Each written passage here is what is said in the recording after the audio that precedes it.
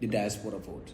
Okay, Jalit sat here and then talked about challenges that we've been challenged by our National Assembly, we've been challenged by our government. I just want to make it very clear. Government everywhere in the world would not give you anything that you did not demand for. Government would not give you anything that you did not demand for. We have to demand to be respected as Gambians. We have to demand that our contribution to the Gambia means a lot. We have to stand up for it. And we're taking up a new project, mobilizing Gambians based on diaspora vote and a new constitution. So we're inviting all Gambians. It's not based on partisan politics, because the politics is what divides us. Things like diaspora voting, things like a new constitution in the Gambia, things like what is happening in the Gambia, the crimes, the lootings and the corruptions. You look at what is happening in the port right now. In less than 2 months, other citizens came from another country, and then they're able to clear the port, all the backload. I was there 2 years ago when I sipped a car over there. I saw hundreds of containers. There was only one lift that was putting down the containers. In less than 2 months, other citizens from another country came in without new equipment. They came in and they declared everything. That is supposed to be a lesson for us Gambians, that we're holding ourselves back. We are a victim of our own doing. Our people, our citizens were operating that port for years. GRA celebrated collecting $11 billion. They clap for themselves. They pat themselves on the back. They meet their expectations. GRA is supposed to collect more than $30 billion. But they set the expectation so low. They set it so low that they can meet those expectations. Where is all the money that was coming from the port? This is an embarrassment to those who were managing the port. Those who are managing the port, you cannot even, there's running water right there on the port. There's the River Gambia right there. There's the Atlantic, the ocean right there. You cannot even get running water for toilets. We still have pit latrines. I mean, do we really like ourselves? Do we really love our country? Do we really love our country? Because this is us that are supposed to be responsible for what is happening in that country. The National Assembly voting to deny the diaspora. By the way, our right to vote is guaranteed by the Constitution. It is there. It's a matter of our citizens having the political will to implement. Section 14, they can take it out. It doesn't affect anything. In fact, what Section 14 does is that it gives them the responsibility to demarcate the diaspora as the 8th constituency so that we can vote. It's for them to legislate, to put together structures and laws to say, IEC, this is how we are supposed to operate. This is how we are supposed to register this diaspora. They're supposed to put those laws together. But they failed that. But you know what? Are you surprised? The kind of caliber people that you see in that National Assembly, are you surprised? No. But are you going to blame them for being there? No. Absolutely not. See, what happens is that this is what Yahya Jammeh did, and this is what a lot of African presidents do as well. I keep saying, Buba, Gambia has 5 generations of Gambians or more, maybe 6 generations of Gambians that left the country. From the 1960s, Gambians have been leaving the country. They got educated, they got skills, they occupy some of the highest positions around the world. The World Bank, the IMF, the African Development Bank, the Islamic Development. We have Gambians occupying the ECOWAS and all those places. And yet, you compare that to what is happening in our country. It is shameful. Simply put, it is shameful, and every Gambian should be ashamed of what is happening in our country. I say when you go to Gambia, whatever is happening when you go outside of that country, outside of your house, you should be ashamed of what's happening. You should be ashamed of the roads. Obviously, there's some improvements in there, but that is what government is supposed to be doing. Those are basic functions of a government. The basic functions of the government is to build infrastructure, take money. Anybody, even Jammeh, build better roads. You go to Fonyi.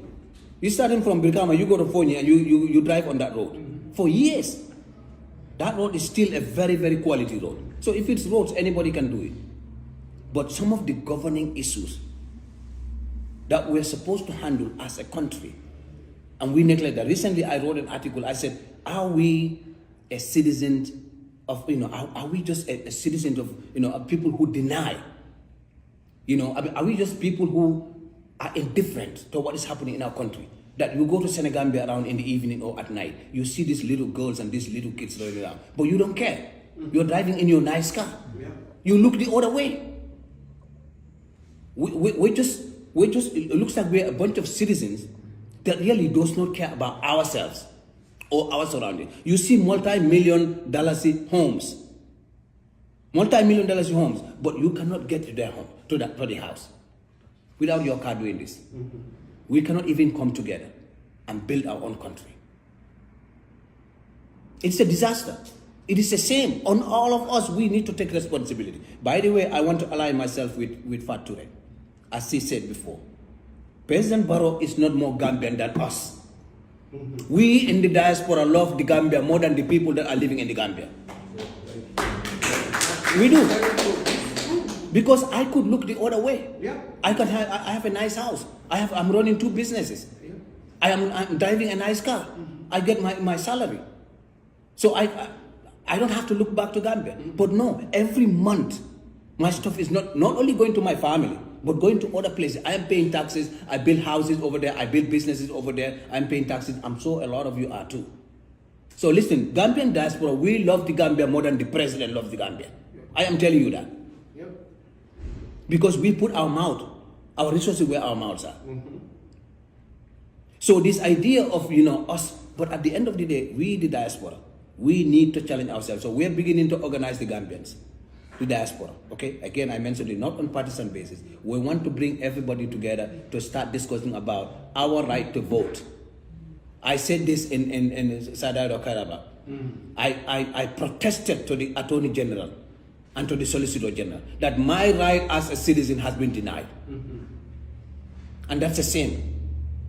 And the same is not on me. It's not on you. It's on the people who deny that right. This is a basic fundamental right. It's a basic right that anybody is supposed to be proud of and anybody is supposed to be able to protect. The National Assembly's responsibility is really to protect the right of Gambians, no matter what. And one of our rights, fundamental rights, is to be able to vote. Is to participate in the governing affairs. It's not the politics, it's not the partisan issue. It's not the partisan issue, it's just that's what divides us. So the National Assembly, they don't even know what they're doing because some of them came back and said, oh, nobody explained to us. Dawda Jallow, the Attorney General, is supposed to guide the President. He's not. He's supposed to guide them, he's supposed to educate them on the bill and how the bills are supposed to be executed because they don't know. But again, corruption it looks like it is in our DNA. Yep. Look at what is happening in the area councils, the local government. Are you serious? No. I mean, really, somebody collects salary, collect taxes for 3 years, and they've been diverting that into their own personal account. Who is supervising that person? Who is supervising that person? The chain of command. And you go to Gambia, you see everybody is running to the mosque. Mo bebe salla ko baso. Bari ka sunaro kala ko melentang dundumala. You see everybody going to pray. The Ramadan came and they're buying sugar, they're throwing in it, but they're taking it from the sweat of the people. What kind of Islam do we just believe? And let's just look at the mirror. Just go to the bathroom. Ta jonko kono ye mirror kono jibe ye fan jibe. Bi ye mo jelle bali do morola bi. Mo jelle fata silo kam bi. Police olem da accident olem bang. Lopitano tolema. They don't care. They do, and sometimes they say the life that you protect may be your own. Yeah. Ni sasa da bibi la iboita state house bi. Dani be friend la Dakar. Ibe fu la mun tole follow. Ibe sambal RVH. Fentije. Nothing. Asikeno is tired. These are basic things that we're supposed to be doing as Gambians. And I urge every Gambian to start organizing and to start demanding. The media should be echoing things out, but these things will become numb. We just doze off. We become numb because there's so much rampant. These local area councils, you think about this. It's mind-boggling. Look at what's happening in Salaji. But at the end of the day in Gambia, from the president all the way down to the bottom, we're all complaining. But how many of us are doing something about it? How many of us? Ndola banku dia na fale. Nata ndelono la mfangwe. Kabrin jaja mebenunje, kelo membeke wafalako, oh Demba Baldeh, oh Pa Jalinyol, oh Ali Dogo Meke. I did not fight for anybody. No. I fought because this is what I believe. I fought because this is who I am. So Gambia, nata ibe sirin suokon. Inata ye fama arrest. Dinkere muri. Ye fama arrest, wala ye bama arrest, wala ye bari muso arrest, wala ye dingo arrest, ye osamba jail. You cannot do anything about it. If you cannot protect your own children and your own family, who can you protect? Nobody. That's exactly what's happening in our country. Yeah. Nation building is all of our responsibility. We're all police officers. We're all citizens. We need citizen activists. The leak that just happened from the State House. I mean, it's not even, okay, under normal circumstances, the president's mom is part of their family, right? But I mean, the president you're boasting out, it had their free intellect. Kabi for the president, yeah. You should be, the very least, you should consider is spending taxpayers' money on your own mom. Yeah. Ite fango na fale, Nothing. ite fango la kodole, ika membeso. Zero. I mean, come on. I mean, it's not even about right and wrong here. It's simply you're the leader, you're the moral leader. You're supposed to show an example. He can't. But they're asking for per diems. And then the government minister starts going around and explaining, 3.6 million.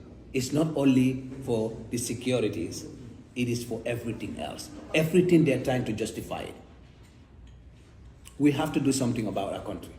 Yeah. And the diaspora voting, we have to demand it, and we are beginning to mobilize people. We want people to sign up. If you're listening to this and you are interested in being a part of the diaspora mobilization, for us to vote.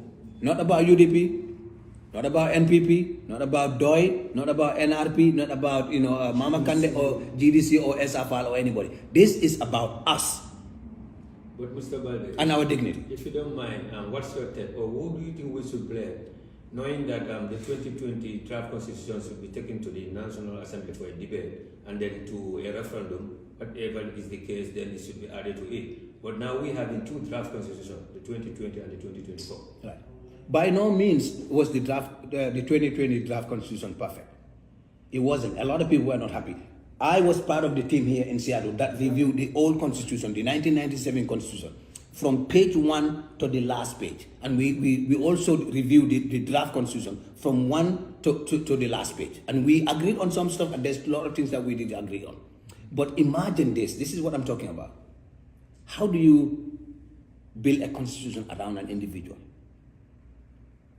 How do you build a constitution around an individual? How?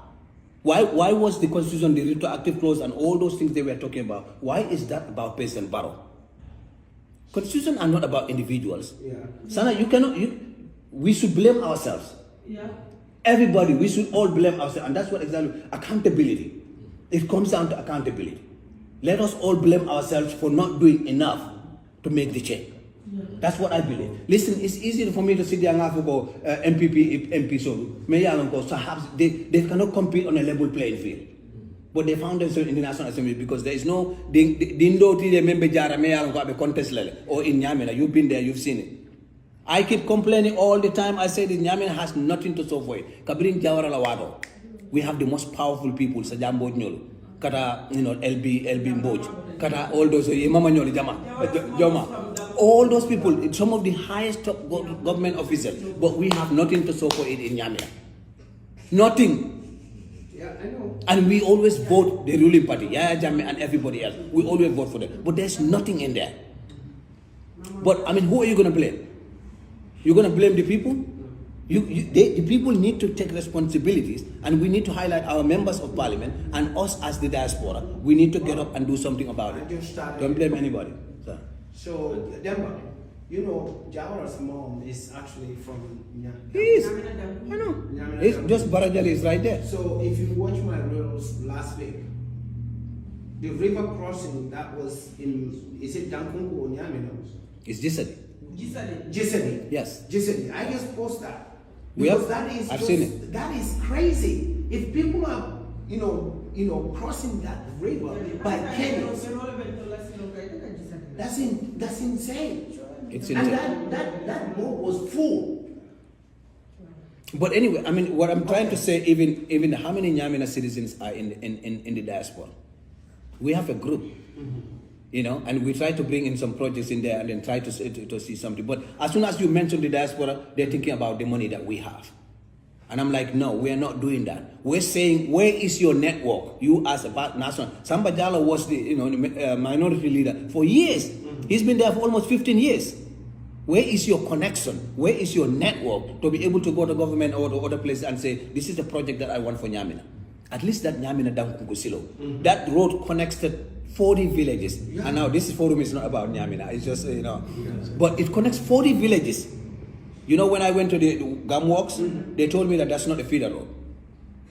That's a major highway. They said that's not a feeder road. And guess what? They're starting to try to build that road now. You know something about it. Before the elections. Yeah, because of the election. I am telling you. They just putting rocks there. But After the well, well, no, are we going to be able to? And you know, Sana, one of the things that you talk about, this is why sometimes I get discouraged about this partisan politics. Because you and I were fighting here.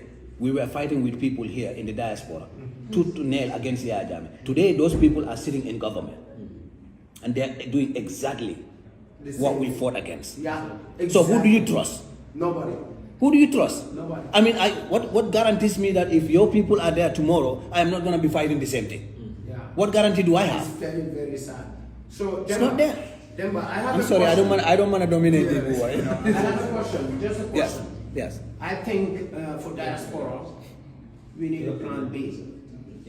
We always have plan A, but we never have plan B. Right. So what are we going to think? What are we going to discuss about plan B? Because we need to have plan B. We cannot just be giving them money and we don't have nothing. So people need to think about this. We cannot just give them money all the time. You know what we did? I know what we did. We fought. I was there. The change was there, but guess what? After the change, guess what? We walked away. No, not only we walked away. We walked away. As a diaspora force, disappointed ourselves. Exactly. Because That's my point. Those people who went there with the list of people who fought. During So the, I say, the 2020, 2013, 2015. I say, most of our names are. Jali, I say, you can agree this. Jali, I say you are either on the table or you are at the table. Yeah. You are either at the table discussing about yourself, or you have a stake at the table, on what is being discussed, or you're on the menu. Yeah. They're discussing about you. And that's what happened to us. We fought all this time and then we let it. Some of us felt too big. People like me, they wouldn't even go to Gambia for a year after that. Yeah. Because I don't want people to say he was looking for a position. Yeah. But I recognize my own failures at that time. I recognize my own failures because I fought all the way and then, all the way, then I backed off. Right? I handed over to somebody else. We all do the same. We all did. So it was part of, the things, but we need to learn from that. As long as there is change, we haven't stopped organizing. There is going to be change. Thank you very much.